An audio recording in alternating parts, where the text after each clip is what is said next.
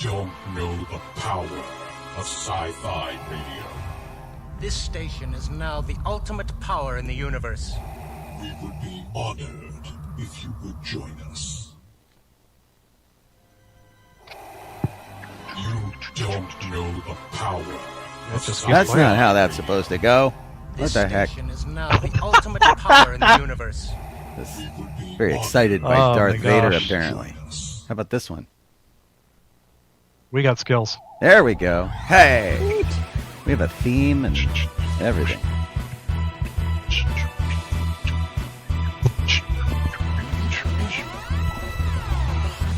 All right, that's much more like it. It's a Thursday night, which means Docking Bay 94. You could be listening to us over on sci-fi.radio, sci-fi for your Wi-Fi. You could be watching us on Facebook or YouTube or Twitch. Any of those things are cool. And we're happy wherever you happen to be. I'm Sean Obi-Shawn Crosby. Woohoo! This is Jeff Donoho. I'm Colleen Kaylee Crosby. And thanks for tuning in with us tonight. Glad to have you all here. Hey, Don. Don tags in first. Woo! All right. You should get like a little prize. I know, right? I wish there was like a way to just send prizes to people. That would be great. We'd totally do that. Oh my gosh. I hope everybody had a really good week. Jeff had to work last time. It's so been interesting. we were Jeffless. Yeah. So, Jeff, why don't you tell us about What's going on with this? what you've been doing? Oh, well. Hey, Dave. David's on. Let's see how it's saying. And Matt Tiller showed up well, on YouTube. Yeah. So I started training like weeks ago for Disneyland. I went through the cast member the training that just makes you a cast member, if that makes any sense. Then I had the training that is sort of like crowd control for parades and such. That's pretty much all it was. And then I literally just finished on Tuesday my training for Autopia. So they signed me off on Tuesday. Cool. So now I am part of Autopia. Sweet. How much training did you get for Autopia? Like one day or multiple days? No. So what happened? I went in on a, I think it was a Saturday, for the first day of training, and so because of what I already had like a cough since like since the crowd control type training. I had a cough and I already had apparently had a nasal infection too. So I did the first day of training for that Saturday, and then I went home sick on Sunday because I went in and then I was like throwing up in the break room. I was sick. So they sent me home and had to reschedule my training. And usually what they're supposed to do, apparently, I didn't actually get. So what they were supposed to do is reset your training. So I'm supposed to have 4 days of training, total, and I ended up getting like 3 and part of 1 addition, and they just counted that first day. So I'm like, I had like, so I went home. I was sick. They sent me home. I was gone for about a week or almost 2 weeks. They sent me back in, and I worked 2 days as crowd control since between that time, and they sent me back into train for the 3 days, which was Saturday, Sunday, and Monday. And then on Tuesday they had me come in and we did like a brief little bit of recap training, so to speak, and then like a run through of what's going to happen when they do the PA. I think it was called PA or something. In any case, it's like a thing that's basically where they will go through and watch you do all these roles and usually not say anything, and then to see if you're doing it right. And they'll have a little paper they're grading you. No pressure. So I did that, and it came, but I did that, and I like totally passed. They like, they're like, you did great, you nailed it all. But woo! So, and that took a load of stress off because I was having a lot of a lot of stress from that. It was like the like panic attacks and breathing issues and whatnot, and just like being super overtired for being stressed out, totally losing sleep, not getting sleep, all those fun things. That's terrible. So I passed it. Yeah, so I passed it, and I'm like, oh my god, finally! And then, geez, woohoo! So are you? Yeah. I mean, you've only had like the one day on the Autopia, right? Are you like? Does it seem like the kind of work that you'll enjoy? Well, technically, I haven't had a full day. Oh, like because you've been a regular training. day, Right. a regular work day on Yeah. the Autopia. I was just training. That's this Sunday. All right, cool. Unless I want to call them and find and see if they can get me a shift, but it's 4 hours on Sunday at some time. I have to call Saturday and say, okay, when am I supposed to come in tomorrow? Oh, wow. They just have a time that they put in the system. It's like to hold, like just a placeholder, and it'll give you accurate number of hours, but it won't really give you like an accurate time frame of when they want you to come in. Oh. Because once they do that, they go in, and then I have to call them the day before, and then they'll tell me, okay, come in at this time. And, Is that work every 4 hours. day, or is that just because you're just getting in? I imagine it's going to be like that. They were saying it's always it's always like that. Oh my gosh, how do you so- plan your world if you don't know what you're doing the next day? Yeah, they give you sort of a vague area. So like Sunday, I'm supposed to work 5 to 9. It says so. My okay. work period will be something around. It'll be something around that. So 5 p.m. to 9 p.m. Somewhere around that is what Okay. it'll be like. Yeah. It's So sort of like you fudged could around that. you could plan to do something that ended at 3 maybe. Possibly, yeah. Yeah. And it's like I'm sure you'll figure it out as you it's- go along, but still, wow. yeah. Yeah, it's like an on-call position is what they put it as. I guess, Oh, but yeah. it's not everybody. It's just yeah. that position. Okay. That makes way more sense. I was like, how do they even run a business like that? It's very much like being an actor, though, where they like give you a hold, Yeah. and then you call in to see if you really have work or not. Well, when you're an actor, though, usually Yeah. you're getting paid for the whole day. Yeah. Yeah, I guess Yeah. that's true. So, yeah. So they just get. That's why they put like sort of a vague hour up, and then you call it ahead of time because, excuse me. I think that because there's such things happen, at the park. So I think that they just sort of have it as vague and keep it open. So then they go, okay, Well, if something has changed with our other cast members that have seniority or whatever, we might have to alter your it time frame around totally or something like that. it totally makes sense to have, like you've got your people who find out their schedule, maybe like they get a week at a time of their schedule, like any other retail or something like that. They put a schedule out, and then to have a group of people who are just to fill in the extra spots totally makes sense to me. Right. When you first explained it, I thought everybody at Disneyland worked like that, and I thought that would just be a nightmare.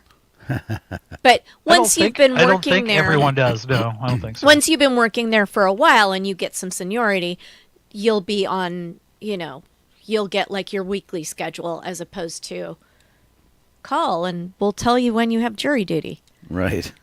I think so. I mean, Yeah. there's still the group shifts. So and that's what they call these. It's like a group shift. The group shifts. So it tend to be that's where you have to call inward.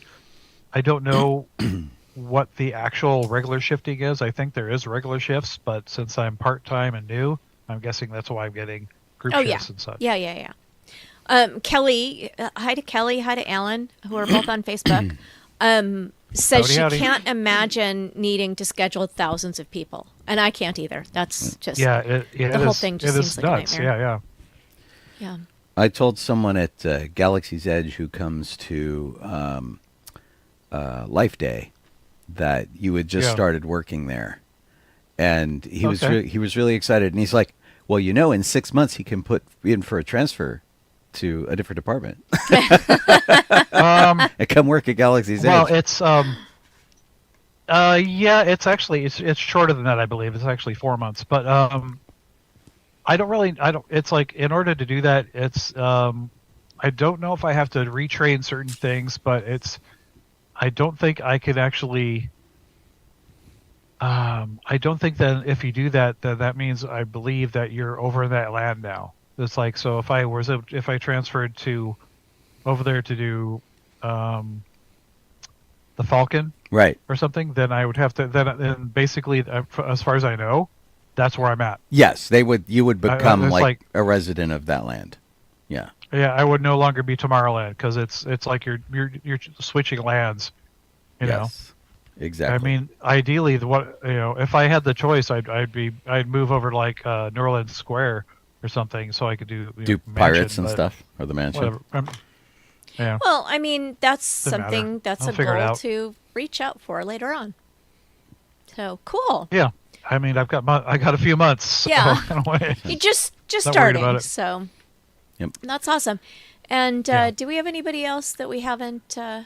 Budala is there, and I can't remember whether we Nope. said hi to. We said hi to Kelly and Alan. And, And Dawn, and I- of course Kit. right. Hey, Kit. I did manage to catch Yep. Jeff at the end of his workday. Took me forever to get to Disneyland on Tuesday, but did manage to catch him. What the heck? Was very relieved to see that they gave you a nice warm jacket, because it was really cold. Oh yeah, because well, I mean, you just go to costuming and you pick one out, but and so I have the coat. There's also a jacket you can get. I have the one I had was the coat. So they have a lighter jacket. And then there's like a pea coat, but I don't know if that. I don't think that actually works for. That doesn't actually work for Autopia, but it works for the guest control. Yeah, So I have a pea coat for that. Yeah, I've seen those, but it's usually not people who are doing like ride op. It's usually people who are doing like customer service and stuff like that. Yeah, I think you can have a pea coat unless they change it. I believe you still can get a pea coat for like the boat rides, like not pirates, but like say the subs or something like the subs or like Small World or something. Yeah. Right. Yeah, that makes sense. I mean, they have to. If you're standing outside loading people into a ride, you have to be warm. They can't. Oh yeah. Make you freeze. Oh yeah. No. Yeah. You can also get a muffler. You can get like a muffler scarf thing. You can get like gloves. You have hats. You can get, even those little ski hats for certain rides or whatever. So they've got plenty of stuff that'll keep it warm and toasty. Kelly mentioned that when you transfer, you lose seniority, and it varies from department to department. But I have friends who wanted, and there was an opportunity to transfer over to like Disneyland Railroad and things like that, but they would have given up like 10 or 15 years worth of seniority to start in a brand new department, and they didn't want to do that. They're like, I really want to work on the train. I don't want to start over. It's just seniority, though. I mean, I'm not too worried about that. I mean, it's seniority only is really helpful if for things like, shifts. Let's see. Laura tells what us, shift time do you want to have? What days off do you want to have? That's usually what seniority really helps you with, because the number of years you're there doesn't change at all for like if you have a discount that'll go up and stuff because the number of years is there and such and other things, and switching lands or stuff doesn't affect that at all. Well, that's good.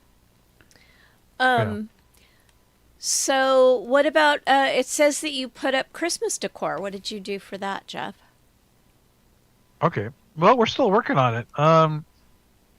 I mainly mainly it was literally we got these inflatable things that look like those little punching bags you got when you were a kid. But you blow them up. Right. That's what they look like. And they're from like the dollar store, but it was like there's a Santa and a penguin and some nutcrackers and stuff. And I had to blow them all up, so that was loads of fun. Wait, like with a pump, or did you have to blow them up like with your lungs? I did it like a couple times with a pump, but it's like I only have the kind that you plug into the lighter of your car or whatever. Oh, okay. That port. And it's like I was like, okay, I'm using up a ton of gas and making polluting everything to fill these stupid things up. Right. So I just sat there and blew up the rest of them like one a day. One of them, two. But they're not day, like whatever. the ones where you have to have a There. fan that's plugged in and they collapse when they're not being fanned. No. No. These are fun little dollar store things. So there's Cool. that, and I set out some little lantern things, and we have the projectors going, and today we were actually we put a bunch of boxes outside that we've been wrapped in wrapping paper, so they're all outside. Yeah, we usually primarily do that. to block.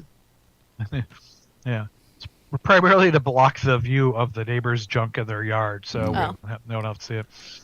Yeah. I feel really terrible about not having decorated this year. Well, but Sean's still he got really walloped by COVID, so Yeah, the con crud from Lost Con this year was still COVID, fighting it and off. I'm still dizzy, and like I'll do a little something, and then I get tired, and I need to like sit down or lie down, and then I like get back up and I do another thing, and then I get tired again. It's really, really nuts. So so that's But we have a string of lights up, and that's all. We didn't put up our little Star Wars Christmas tree. Our Gonk Droid's not out. None of that stuff is out. And now we're like, it's a week away, and I'm like, do I drag it all out for a week? It's less than a week away. I'm like, Christmas is Wednesday. but I feel really guilty about not doing it. Yeah. So I'm just gonna jump in here real quick. I cannot, for whatever reason, get to sci-fi.radio. So if you're trying to listen to us on sci-fi.radio, I don't know, like just in a web browser, just trying to go to the it page, won't open for I me can't either. open it. So sorry if you're trying to listen to us there. I got two instances of this just like spinning over here, going, we can't connect. Oh boy! And in fact, I'm going to try the other thing and see if it lets me into the server or not. Yeah, it does. It lets me into the server, but it doesn't say that we are connected or anything. But it says people are connected and have been for a while. So. Yeah, it's weird that we can't get in. Yeah, and it's primarily the website. So Yeah. that's crazy. Well, why don't we, let those try to load forever, as they do a spinny thing. But since we can't do anything about it, let's just continue on. Sounds good to me. Yeah. Sean and I had a pretty busy weekend. Saturday, we got up and went to Lukey's Hardware. And because Sean, you told everybody about the problem you had with your engines, right, Sean? I think so. Just to recap quickly, I've been having problems with the passenger side engine, and it looks like somebody has been messing with it because it'll be fine, and I'll check it before I go to bed, and then I'll come out in the morning, and it'll be hanging off the side of the car. I feel like somebody's been pulling on it or doing weird stuff. And over the course of being sick from LostCon, I didn't drive my car for 2 weeks. The battery died, and I had a Friday the 13th that was just really cruddy. I don't, believe in the superstitious aspect of it, but there were a whole bunch of things that went wrong. The battery died, and I lost the part off the car, and like a whole bunch of stuff like that. So I'm trying to repair all of that right now. So I've got the engines off the car, and I'm trying to save what I can from it. Well, if that happened on Friday the 13th, we haven't had our audience since then. That was last Friday. Yeah, I guess not. I guess Yeah, that's true. so So it was, it was really kind of a cruddy day, and so the engine on the side of the car is made up of a computer monitor arm that holds the monitor up on your desk, and then it's got this this ice bucket, stainless steel ice bucket engine on it, and then I've got some nerdy bits and some decoration on it. It looks pretty cool. It looks like a little afterburner, like an impulse engine kind of a deal. And so, like, it's while trying to charge my car battery driving around the neighborhood, it just fell off on the road. And so I had to retrace my steps, go back, find as many parts as possible. There was a guy sitting on the side of the sidewalk there, and I pulled over into one section. I hit my flashers, and I'm walking up and down, and I got as many of the parts as I could. And I think this other guy figured out what I was doing, and he walked over and handed me a big piece of it. He's like, "I think this is yours." And I'm like, "Oh, thanks." Oh no. I got most of it back, and I have enough replacement parts to fix it. But today I went out to get replacement hardware, and I went to like 3 different stores. I started at Lowe's, and I ended up at Home Depot. Went to a bunch of different stores, and nobody had what I was looking for. Can I interrupt for a second? Yeah. Did you tell Gene about the radio? I have not yet. Okay, I'm going to tell him. And so, it was really kind of a bummer, and I spent my whole day chasing down some screws, and I ended up buying screws that aren't what I really wanted, but they'll do. And it just came up. It was just okay. So, Or the webpage just came up. Good. I had sort of logged in and stuff to see what's going on, but it doesn't look like anything else is going on, and I can't hear anything from sci-fi.radio at all. So let me do a little something over here with Mix. Okay. And see if I can. So I'll talk about the rest of our adventures while you work on that. Okay. We went out to Lukey's so that Sean could try and get some nernies to fix the bits that are difficult to get other places. And then we headed over to IKEA because we, in Burbank, we're right, there's a big IKEA there with a nice restaurant. So we got some meatballs. Yeah. But instead of going shopping at IKEA, we jumped back in the car and ran to Geeky Teas in Burbank, which was having a holiday craft fair. And the reason we wanted to go to the holiday craft fair is because our friend Amy, who has the Fandom Baker company, was selling cookies there. And I specifically wanted a Christmas cookie because Starbucks is no longer doing their polar bear cookies.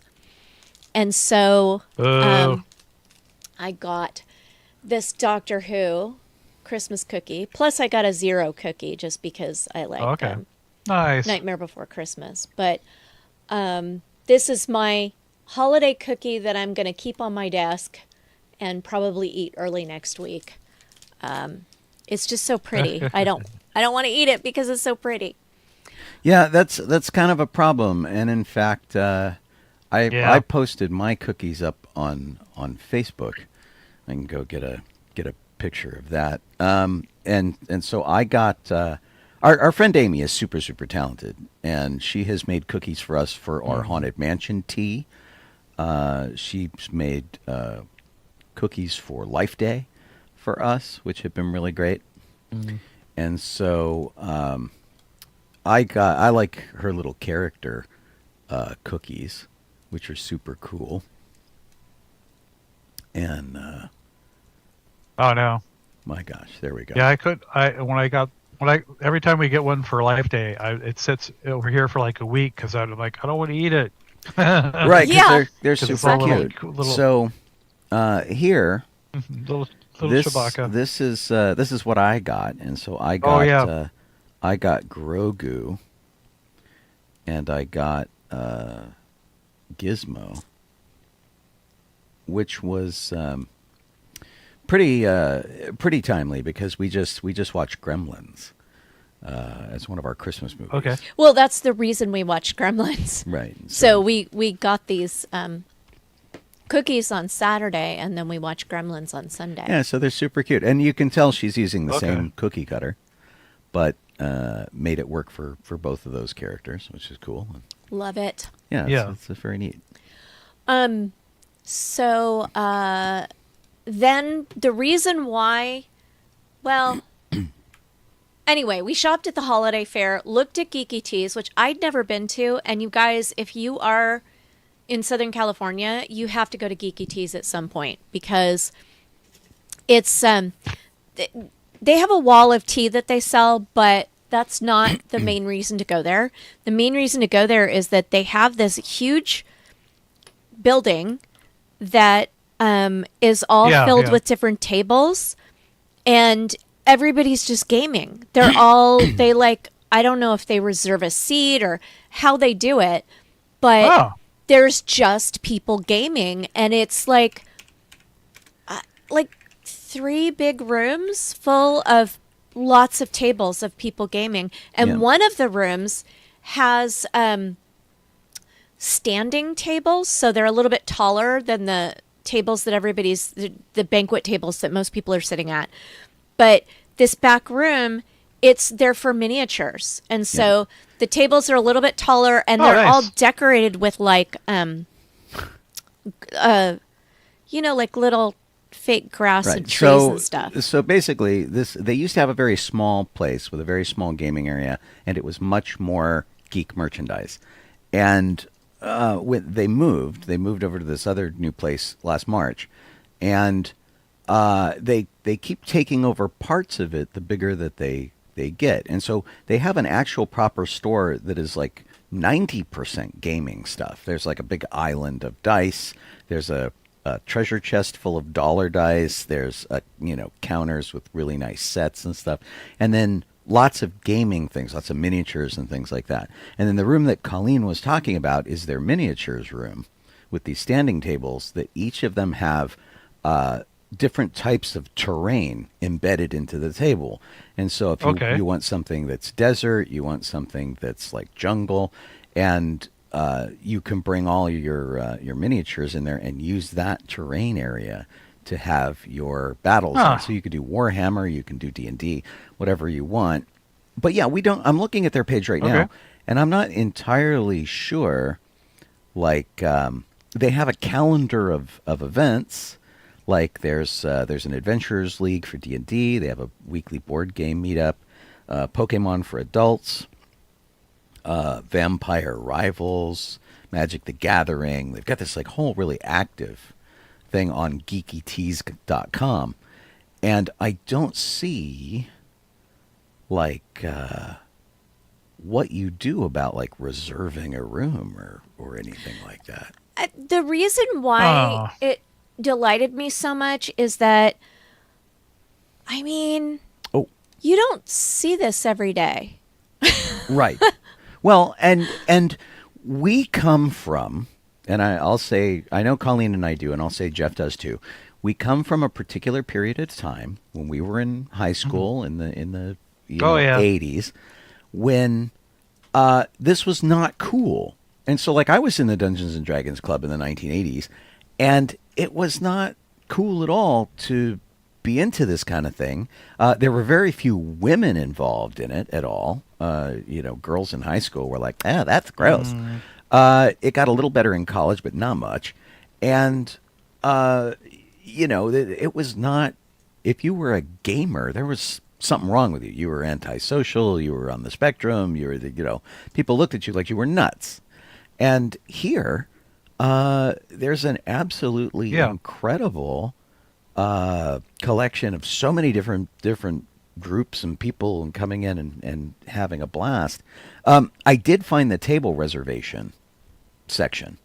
For $5 a person, you can get a seat in our open gameplay spaces in the board game hall, card hall, or wargaming hall. They have 8 to 6 person themed private rooms that can be rented in blocks.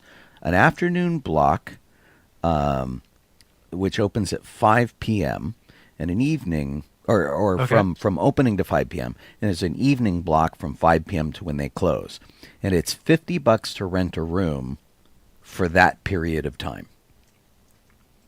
And so, like if they close at 10, you get a 5-hour block for $50 to do it, which is cool. And so their themed rooms are the seance room, the wizard's study, Star Wars, which isn't quite up to par yet, Star Trek, it's not quite there yet, the captain's quarters, which is a pirate theme, the Moonshine Saloon, which is like a Western theme, Fay Glen, and Castle Dracula, which is a room that they're not quite done with yet too.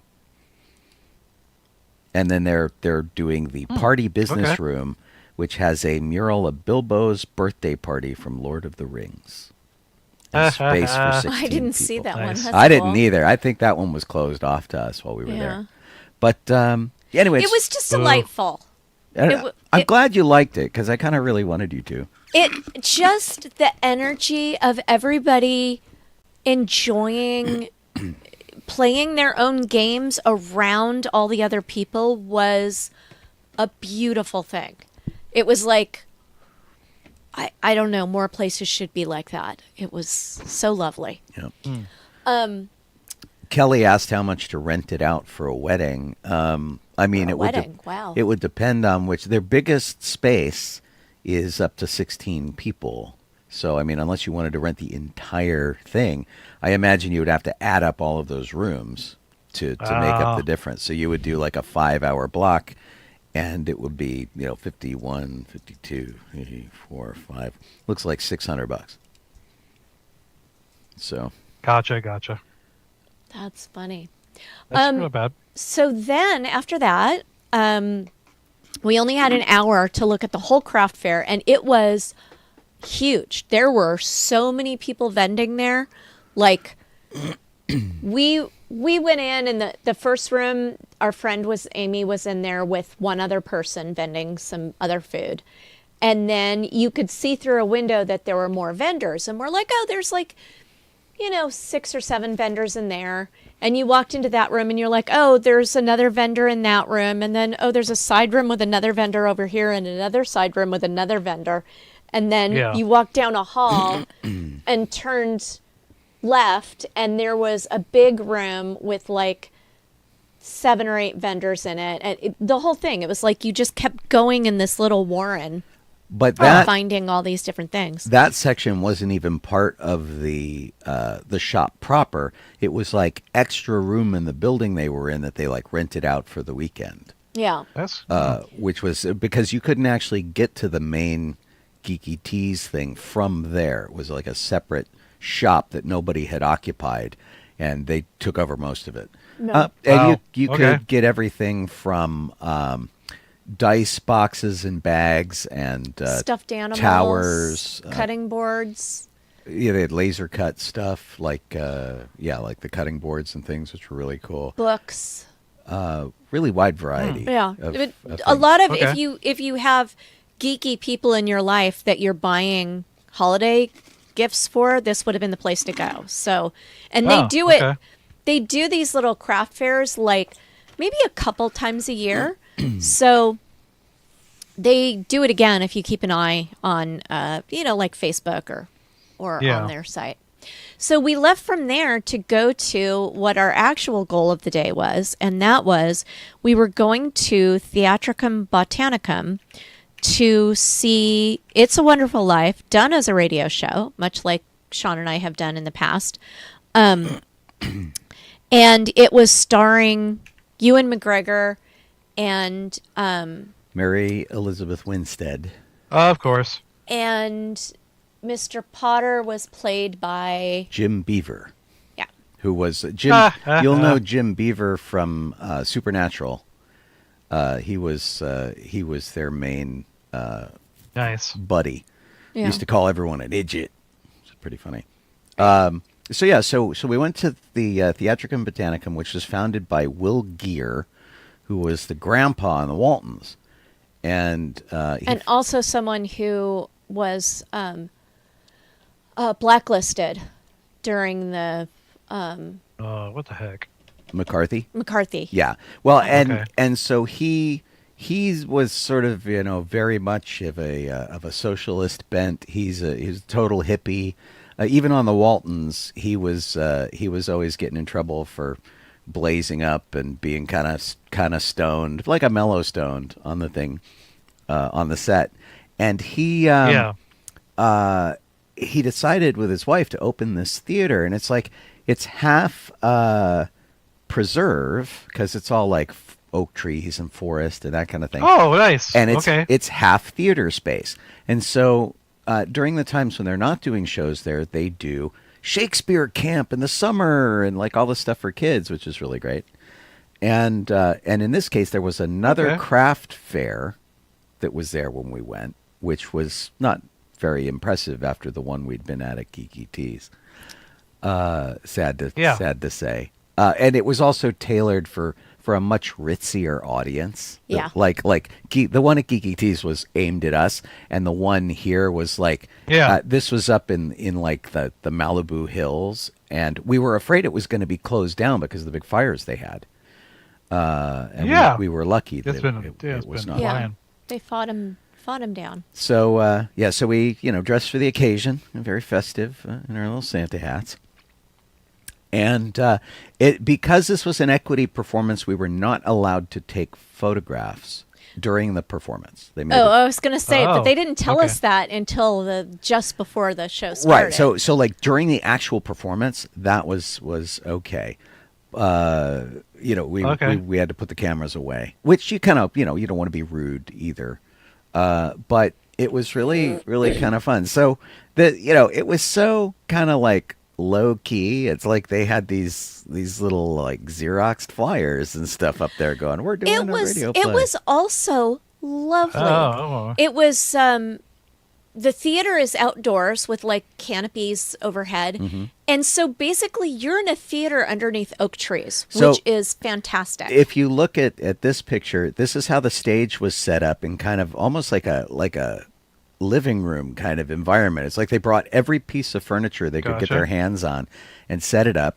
And then the tree in the background it's like there all the time. And there's like sort of a green room. They're not going to move it. thing. But they don't block it off either. Right. It's not like they build sets to hide it or anything. Yeah, that's true. The building to the right is sort of like green room and prep area and that kind of thing. And it has a balcony, which I'm sure exists primarily for Shakespeare. It's Romeo and Juliet and that kind of thing. And all the actors were just kind of milling around, which was cool. One of the things that I found really, really interesting about this, because we've done this show before, and we've done a lot of old-time radio drama shows, we usually get a cast of like 6 to 8 people, and we do 40 different voices with those 6 or 8 people. This was a cast of 20. And that can't be cheap, especially because they said they were a union production. Man. I don't know how many seats this theater has. But they only had one performance. But they did one performance, and that was it. And how much were tickets? They were $60? No, they were less than that. They were like 40 or 60, I thought. I think it was 40. 40, okay. Yeah. Because there was more. If you wanted to go to the... They were 60 if you went to the fair. To the fair, yeah. Yeah, so like if you were at the fair, it was $20 to get into the fair. And if you wanted to go to the play as well, it was an additional like $40 to go to the play. Right. But if you only bought tickets for the play, which is what we did, they let you in for the last hour of the craft fair, which meant that you missed all of the, like they had aerial performers and they had some, maybe it was Shakespeare going on. I wasn't. There was sort of like a micro Shakespeare. Yeah, there were little like a reduced acting Shakespeare company kind of thing. Yeah. So you missed all that, but you still got to see the things that were being sold. Yeah. For an hour. Did you have a question, Jeff? I was just gonna say you were brought up that they had a pretty huge cast, and when I went to do the thing with the Ghostbuster group up in LA, we saw the combat radio thing of Christmas Carol. Yeah, they did the Christmas And Carol. that was a pretty large. Yeah, that was a large cast for that too. Right. Well, that's because So, Ethan Detmeyer, who does that from Combat Radio, he ropes every celebrity into it that he possibly can. And so just about everybody who was up on stage was a celebrity, I'm sure. And then there were a lot of non-celebrity costume people hanging around. That event used to be something different. It used to be a thing that was a benefit for underprivileged kids. And it still benefits a charity. Like they donate money to charity now for it. But it used to be a thing where we would go to a restaurant, the kids would meet Santa, they would get gifts, they would raise money, and the costume characters would come, and the actors would come and sign autographs and stuff. And they've switched over to this other show, which, I would have loved to have done that one. I like doing stuff with those guys, but for some reason, a lot of us have dropped off the Combat Radio,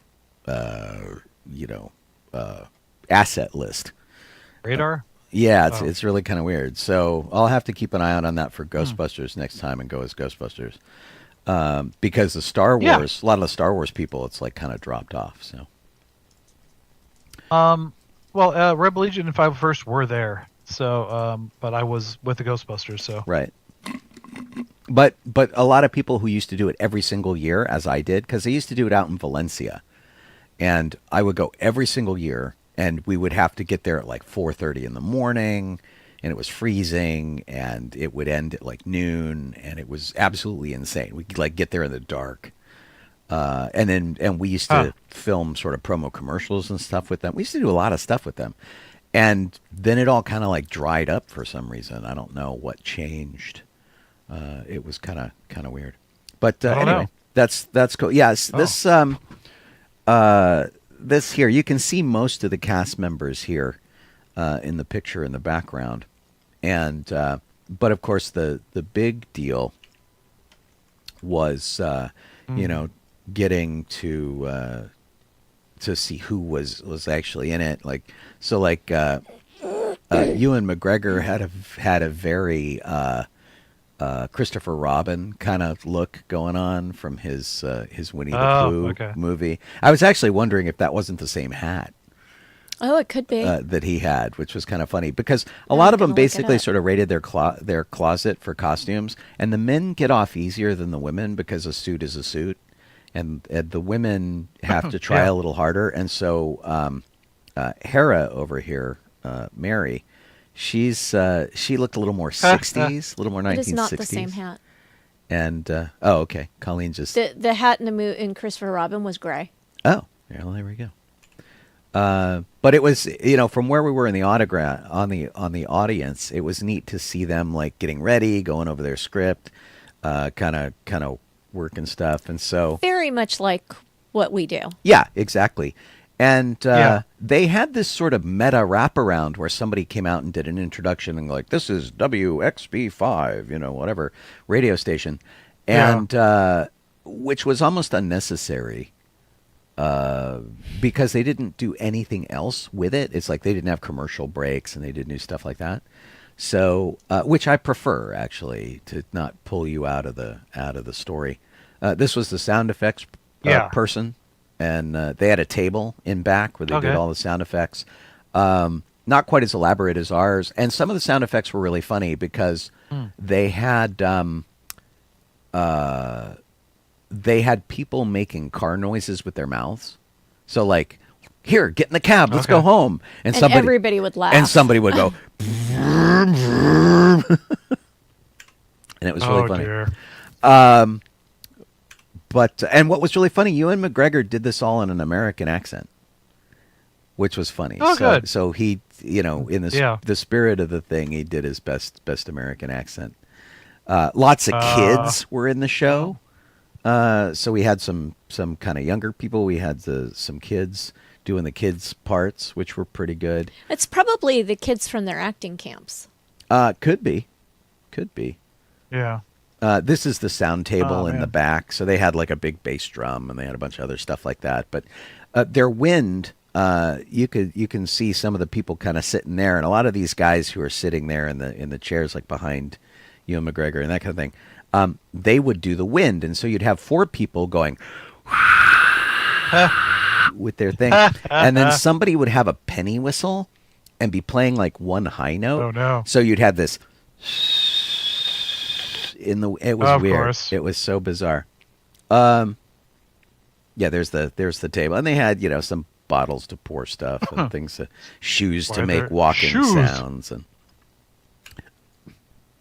but the whole cast worked well together. Ellen Gear, who is Will Gear's wife, is on the left-hand side. She played Ma Bailey, which was really great. And cool. The cast was like really spread across huge age range. It was very diverse, which I liked. Yeah, that was a big deal. This was Jim Beaver, and he was both Joseph in Heaven, and he was also Mr. Potter, which was great. Nice. And then we had some. We did a little touring afterwards, kind of like check out, and they had a nice little tribute to Will Gear and some of the other people who had contributed to the whole thing, and that was pretty great and a nice because this was really Will Gear's passion. He worked really hard to make it work, and it was pretty great. And it's really funny. I thought for sure that I had a picture up here of like some of my pictures didn't post. Because I did take a picture of everybody in the curtain call and that kind of thing, and for some reason that hadn't shown up here. So. The union came and took it down. Right, exactly. But anyway, we had a great time. It was a lot of fun to see Ewan McGregor act live, not in a film. Seeing people on a set's very different. I've been fortunate enough to have conversations with him outside of this without fanboying all over him. So, it was just kind of neat to see him do this. And then knowing that he's married to Mary Elizabeth Winstead and them playing husband and wife, that was very fun because obviously they have a good relationship, enough to, kiss when they're supposed to kiss in the show and that kind of thing, and that was really fun. Although you had a problem with Mary's character, Colleen, in the play, the way this one was performed. So clearly they had to edit the movie down to make the play. Because this was an hour long. Yeah. This thing. And when they did, they took away a lot of the, I won't say agency of Mary, but they took a lot of her character away from her. Like, in the movie, she witnesses George getting his ears boxed by Mr. Gower in the drugstore when he questions whether Mr. Gower has poisoned the kid or not. And they had her specifically say goodbye and walk out before that happened, so she didn't witness that. And there were at least 2 other times where there was something that Mary had done that was important and showed like how important she was to his life, and aside from just being his wife, and those were edited out. And I mean, I know they have to edit something out. However, it annoyed me that they changed the role of Mary so that she was just the wife now. I mean, I suppose that's what a lot of people see in her anyway, which is too bad because I feel like she's a strong character. Bummer. So anyway, yeah, we had fun with that, and I'm trying to remember. We stopped somewhere on the way home and grabbed dinner. We stopped at Wurstkuchen. Oh, we did. Yeah. And we got. See, I thought I posted a picture of that too. I had a whole bunch of pictures that didn't make it up. What did we end up getting? I got a bratwurst, just like a standard. No. We got the same thing. We got the same thing. What was it? It was good. Yeah, I don't remember. They had. I think it was bison. Oh, it was. It was buffalo. Yeah. Yeah. And so they specialize in really unusual, like bratwurst and stuff. And so you can get rattlesnake and rabbit and stuff like that. Oh yeah. Which is kind of cool. So. I'm looking here to see if it says on their website what it is. And we got sweet buffalo, peppers on it. We got buffalo with Luxardo cherries and mint. That was it. Yeah, and then with the sweet peppers and sweet onions on it, and it was really good. The second choice, if we hadn't gotten that, would have been rabbit and pork with leeks and carrots. So. And we almost went to the Apple Pan, which is a 1940s era lunch counter that does like just hamburgers. Okay. They've got like 8 things on their menu, and like 4 of those are pie. Yeah. Well, and the reason that Worst Cookin' worked out was because we would have had to have driven like 2 miles out of our way to go to the Apple Pan. And Worst Cookin' is actually on the route the way home. And there was a parking spot right out front. So we were pretty tired. But we were just chatting over on Twitch about what everybody's been baking and making. And the Lady A 1066 is making 100 biscuits for a Yule celebration for the weekend. Eric is making apple butter, and I shared the biscuit recipe that I made on Sunday morning. This recipe makes 2 biscuits. It's called small batch biscuits, and they were really good. However, it makes 2 ginormous biscuits. So, yeah, they were like this big. They weren't really ginormous, but they were pretty big. I think if I make them again, I'm going to cut them in half so that you can kind of, only eat one and see. And then I made blueberry jam to go with it. And then I rushed out and went to my dance class. And that was our very full weekend. Well, Sean recovered from doing too much the day before. Well, one of the things to kind of help me out, if you have a Ghostbusters fan in your, friends circle, then you have been watching all of us on Facebook go absolutely nuts as we try to wait for our Hasbro toys to come in, because it's been a year, like exactly a year since you could back this toy that Hasbro was making. It was a Ghostbusters prop toys. And so you could get a PKE meter and a trap, as what they were calling the 2 in the box.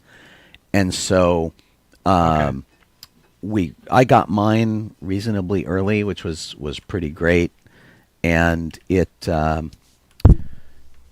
did this really kind of fun deal. They've been making really cool crates and stuff and fancy boxes with lots of little in-jokes and stuff on it, notes from Janine and evidence tags and, stamped no ghost logos and stuff. And once you crack this stuff open, you basically have these very accurate looking props, which are just kind of amazing. And they're toys, don't get me wrong. But in terms of like comparison to the Spirit Halloween store stuff that we've been using, these are really, really, really nice. And of course, I'm such a total geek that I had to like break them out, compare them to the other ones, get the batteries going in them. I started weighing them to see how heavy they were. Like the PKE meter is an entire pound, which is twice as heavy as the Spirit Halloween one, which is only 8 ounces. And the trap is even heavier. But you can kind of see, the toy one on the left and the Hasbro one on the left and the Spirit one on the right. There's definitely kind of a difference. They're scanned off the original props. Oh yeah. And they tried to make them as accurate as possible. there's still a lot to be said for the Spirit ones, though, as like sort of stunt versions, because you paid a fair amount of money for these things, and their ghost trap breaks into several pieces, which is amazing. So you can actually take it out of the sled that it comes in. Lots of special effects. You're supposed to be able to put a smoker in there so that you can make it smoke. But this thing, when you get the belt pack on it and stuff like that, it's 5 pounds. And you can't clip that to your belt. You can't have like a 5-pound thing hanging off your belt. It's absolutely nuts. Yeah. But, I appreciate the packaging and the accuracy of it and all of that kind of thing. Yeah. And so one of the things that they did, and I've got the PKE meter here. Let me see if I can give myself more of a screen here. Here we go. So the PKE meter has a couple of different settings, and lots of different sounds. You can control the thing, and so this mode is an auto mode, which actually has an EMF sensor in it.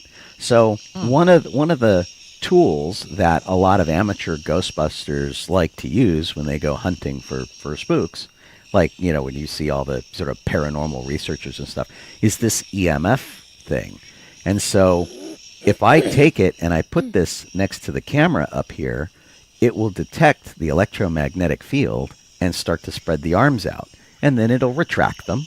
And so anytime it finds something to scan, it will react to it, which is kind of a neat, doofy little thing. I'm not touching any buttons. It's just doing its thing.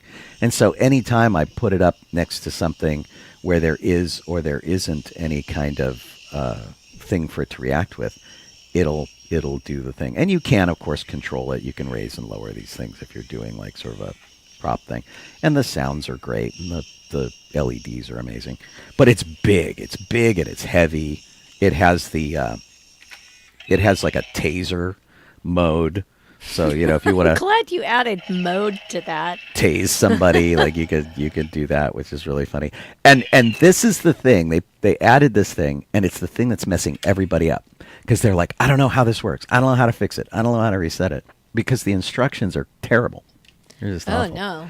But the stuff that they did for all of it, the trap and the pack and stuff, I mean, it's all very legitimate stuff. But 5 pounds, man. I mean, you can't really take this and put it on your belt because it's just too heavy.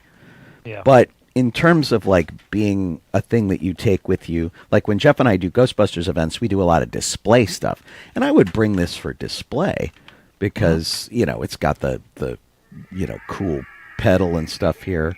It makes lots of like creepy noises. And you can open and close the thing with the trap pedal, which is really great. I mean, they did just a brilliant job. And you can change it to Ghostbusters 1, Ghostbusters 2, or Afterlife mode, depending on how you mount some of this stuff on here, depending on what kind of Ghostbuster you're portraying. Oh, that's fun. So yeah, I mean, they really did an amazing thing with it, and so everybody has been going nuts over this thing. On Facebook, which is hysterical. I'm like, I love watching everybody trickle in with their, I got it. The box is here. We're doing whatever, and that's really great. And then there's a whole bunch of different modes and Easter eggs. So like Jeff, you're a fan of the real Ghostbusters. Oh yeah. And there was a thing in the real Ghostbusters that Egon got stuck in a containment unit. Yeah. And while he was stuck in the containment unit, he was apparently sending Morse code messages. And so when he was doing that, there's a mode where this light blinks in Morse code.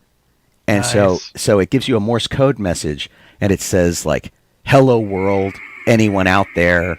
That kind of thing. And they put a bunch of stuff in here that you didn't need to do. That's pretty cool. Because they're fans. Yeah, which is really neat. So yeah, I wasn't sure I was going to take a chance on this, and inevitably I'm really glad that I did, because it's just pretty amazing. But, this is not the one that I'm going to put on my RTV remote trap or anything. I'm going to keep using the Spirit ones because this is the one you're going to want to keep nice because it's so, elaborate. Yeah, yeah. But anyway, I've been really enjoying everybody getting theirs and opening their boxes and having a blast and doing really cool videos on how it all works and that kind of thing. Cool. Perfectly at the top of Nice. the hour. Hey. That's pretty cool, man. All right. Since we are at the top of the hour and we do have Sci-Fi Radio working again, thank goodness. Yay. I will remind you that you are listening to Sci-Fi Radio if you're checking us out over there. Sci-Fi for your Wi-Fi. They're there 24/7. All sorts of stuff to entertain you with nerd music and other shows and things like that. So check out their schedule at sci-fi Radio. You could be watching us on Facebook or Twitch or YouTube, and any of those are perfectly acceptable. And for whatever time you are willing to give us, we are always very grateful. I'm Sean Obi-Shawn Crosby.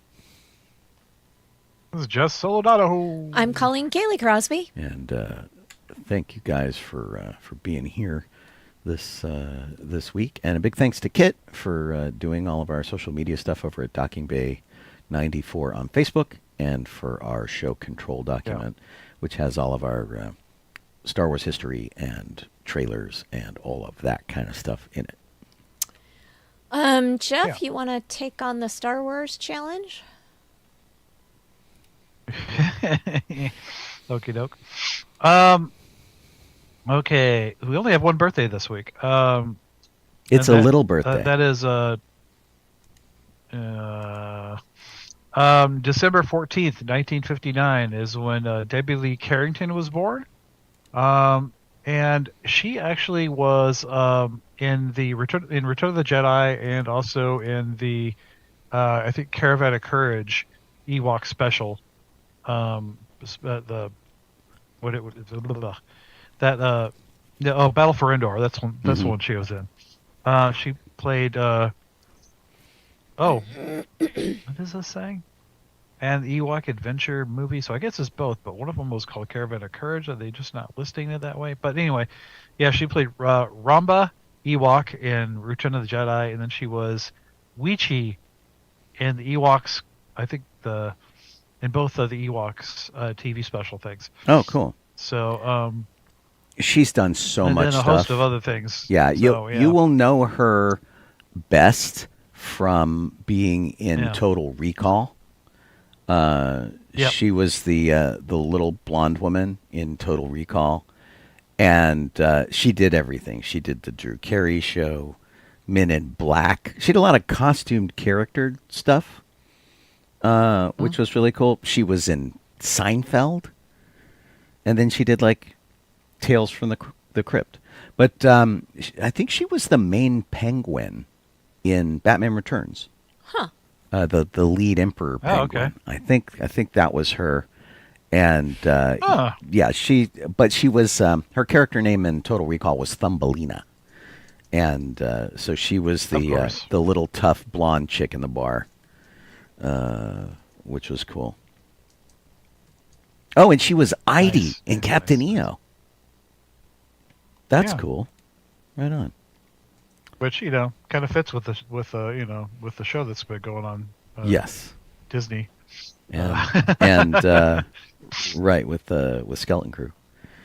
And she was in Howard the Duck, but we won't hold that against her. Yeah, no.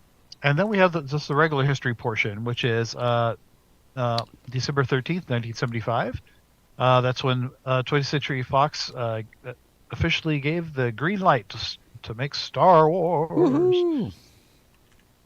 Yeah.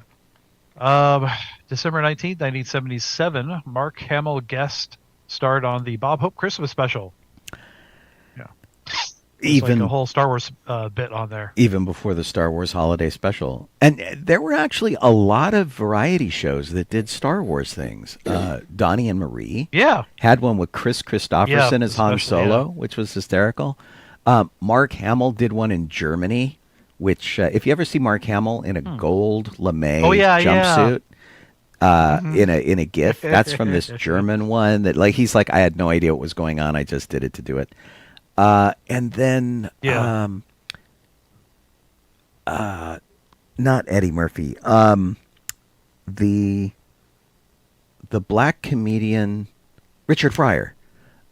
He also had a variety show, and he also did a Star Wars thing, which was pretty funny. It's amazing how many of those that they did.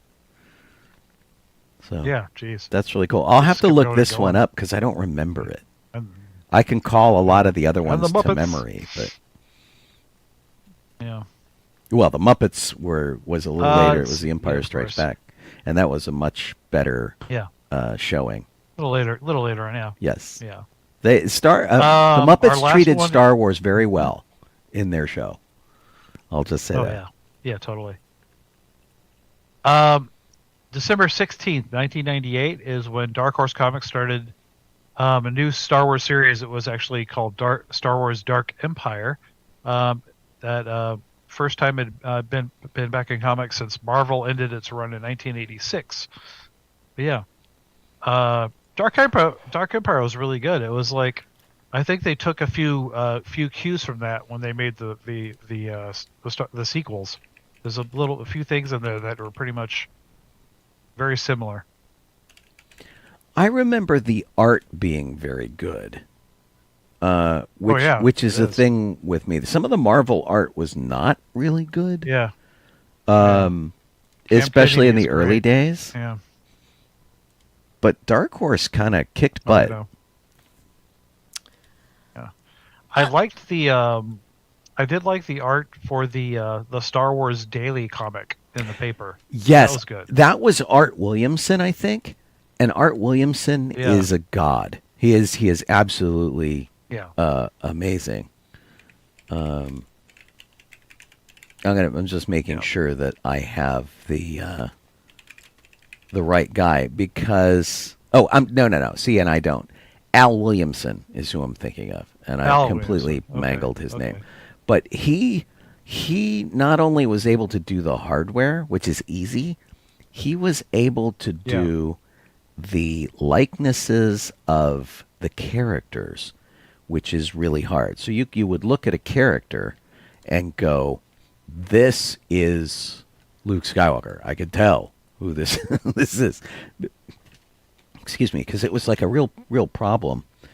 Here's an L. Williamson piece here, and so you could look at it and go, "Oh, okay, this is Han, this is Leia, this is cool," and beyond their costumes, you could look at the faces and go, "Oh yeah, I get it." And when he did took over the daily strip, it was absolutely amazing. And I'll just mangle his name. Hey, no problem. Yeah. All right, so we're going straight into the speed round tonight, which is nice. And Sean, you want to start speed round? Sure. I think that this is something I should bring up. I assume all of us have seen the Superman trailer for the new DCU. I mean, you kind of had to. James it was all Gunn. over the place today. I know everybody was talking about it today. And where did it go? Yeah, I'm sorry. You mean where is it in our document? I don't know. It's in trailers, I expect. It is gone. It is not there. Yeah, you're right. I put it. It wasn't there, so I put it in, and it's gone. And it went away. It's with my pictures that vanished too. Yeah, that's weird. So, just the biggest thing for me is that the last few Superman movies just made me sad because they were so dark, they were so gritty. It was like the color saturation of all the projects was like really dark, like so it was like dark thematically and it was dark physically. And I read superheroes to get different things. I like Spider-Man because he's like a normal guy who's got a sense of humor and tries to help people out and doesn't always do it well, but he tries. His heart's in the right place, right? Yeah. And I like to I like to read Batman because Batman is like chaotic good, maybe. He's like a vigilante, and he's trying to do good. He kind of does it in the wrong way, and he's trying to work through his anger issues. He's got all this stuff going on. And so Batman gets to be really dark for me, and I'm okay with that. He can be super dark.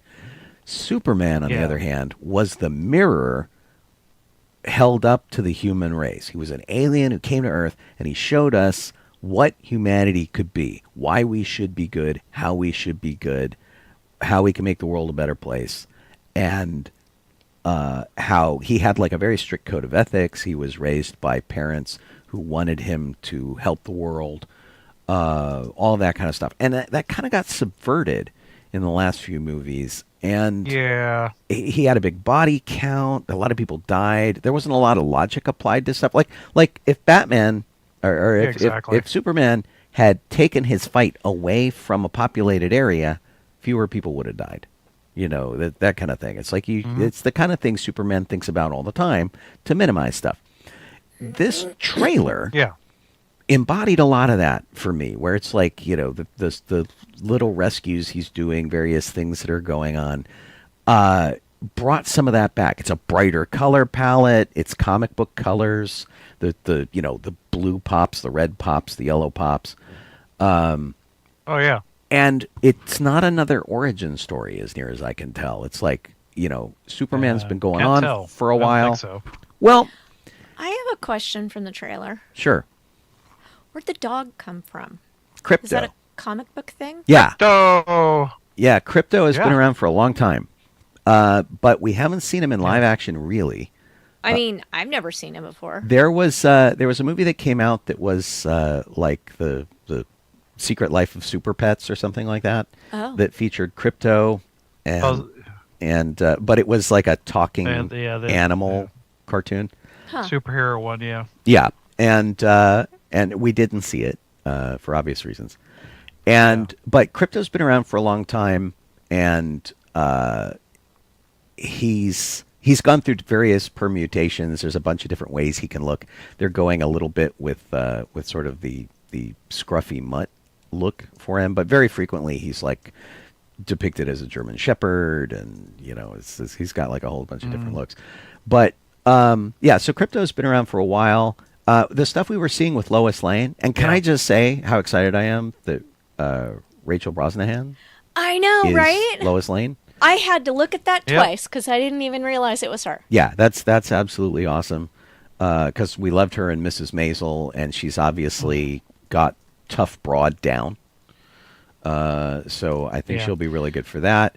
But you should speak to this more than I can, Jeff. But the thing that really interested me about this trailer is that there's a lot of other superheroes in this. There's a lot of people showing up in this, whereas usually a Superman movie is like, it's Superman, or it's Superman and Batman, or it's like it's limited. But we have the Green Lantern. We've got we got all sorts of Nathan people. Fillion and Alan Tudyk. I don't know who Alan Tudyk is playing yet. Hawkgirl, was in it. All sorts of really interesting people that like just seem to like casually exist in the universe so far. We have a lot to learn about it, of course, but I find that very interesting. I find it interesting. I mean, it looks good. That this week's trailers show that it's Nicholas Hoult as a bad guy week. Well, he is Lex Luthor. He's Lex Luthor in this, and he's the bad guy in some other movie that's he's in hang on. He's in The Order as a Nazi, a neo-Nazi, and releasing this week, he's in Nosferatu. Releasing on Christmas Day. Wow! So that's a good Christmas movie. The Christmas movies, the movies that are releasing on Christmas, are very bad. Like, I don't even understand what's going on with Christmas releases. We usually go see a movie on Christmas. Yeah, no, not this year. Huh? no, Okay. very bad. Unless Wicked is still playing, we could go check that out. But man, Alan Tudyk is hot girl. He is not hot girl. That's funny. Jeff, Maybe he's crypto. I was thinking he might be. Well, he's been doing a lot of that'd animal voices lately. That'd be funny. Yeah. Yeah. Jeff. That's too funny. Yes. Okay. Speed round. Let me see. Actually, I'll go with this right here. Okay. I will put a link in two things because it is not in the document. I found it recently. So because we had Ghostbusters earlier, they are going to be making an animated movie, and I think the series too, but they're not talking about it in the article. They're an animated movie for Ghostbusters on Netflix, and it says that they've got a director now. Their name is Chris Pern, Pearn, to direct the project. So I mean, I'll put the link there. Okay, one second. What is this doing? Boop. There it goes. Okay. Yeah, and let's see here. It doesn't have a whole lot of other things known, and I know that they're also like I said, they're doing an animated series as well. So well, and they have been talking about that news for a while. That like Sony Animation was. I didn't know they were making I didn't know they were making an animated film. But an animated series, yes. So now they're making a film too. Well, and I wonder if they're going to do what the Clone Wars did, which was like start it with a movie, and then do the series. Maybe because George, and this was a George Lucas decision. They were looking at the first couple episodes of Clone Wars, and George is like, "This is good enough to put in the theater," and so they did. They released Clone Wars into the movie theater, and so I wonder if that's kind of what these guys are doing, just because they can. I don't know. I mean, because movies are what make money. The series don't make any money. And Sony doesn't have a streaming service, right? I don't think so. I don't think so either. I don't think they have a particular streaming service that they're affiliated with. I could be wrong about that, and you guys can correct me in the chat if that's true. But it's not like the Sony channel or they don't. Sony Plus. So the only way they're really going to make any money is if they throw it in the movie theater. They say without a streaming platform, they're free to sell their movies wherever they want. Well, there you go. Yeah. So before I speed round it, I want to mention that when I was saying I was saying that the lady A1066 was making biscuits and Eric was making apple butter. I forgot to mention that Don made Muriel tea cakes from the Life Day cookbook. Oh, cool. So he's going to send pictures tomorrow. So. Well, and did you answer Kelly's question, which was what's the difference between a scone and a biscuit? Yeah, it's mainly that scones use cream. Their biscuits and scones they're like in the same family. There's not that much difference between them. Sorry, just to jump in, but somebody mentioned, like David mentioned, that Sony owns Crunchyroll. Not anymore. But I thought they still do. I just looked up. What I looked up, it said Sony doesn't have a streaming service, and then it said they used to own Crunchyroll.